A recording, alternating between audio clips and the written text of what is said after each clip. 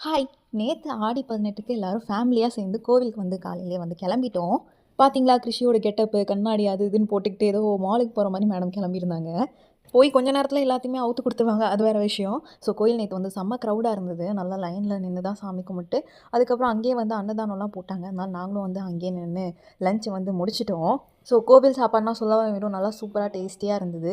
Curd rice போட்டிருந்தாங்க, sambar rice, அப்புறம் கொஞ்சம் வெண்பொங்கல். சாரி வெண்பொங்கல் இல்ல, சக்கரை பொங்கல் இதெல்லாம் சாப்பிட்டுட்டு அப்புறம் அங்கேருந்து ஈவினிங் வந்து அப்படியே ஷாப்பிங் வந்து கிளம்பியாச்சு. ஏன்னா சாட்டர்டே, சண்டேனா தான் கௌதம் வந்து ஃப்ரீயா இருப்பான். அதனால அந்த டைமே போய் ஷாப்பிங்லாம் பண்ணிட்டு வந்துடலாம். என்னோட பர்த்டே வருது. அண்ட் ஆடி சேல் போட்டிருக்கனால நிறைய ட்ரெஸ்ஸஸ்லாம் ஆஃபரில் இருக்கும். நம்ம தீபாவளிக்கும் இப்போயே கூட ஷாப்பிங் பண்ணிடலாம் அப்படின்னு சொல்லி அம்மாவும் சொல்லியிருந்தாங்க. போய் அவங்க வந்து கொஞ்சம் தீபாவளிக்கு ஷாப்பிங்லாம் பண்ணாங்க.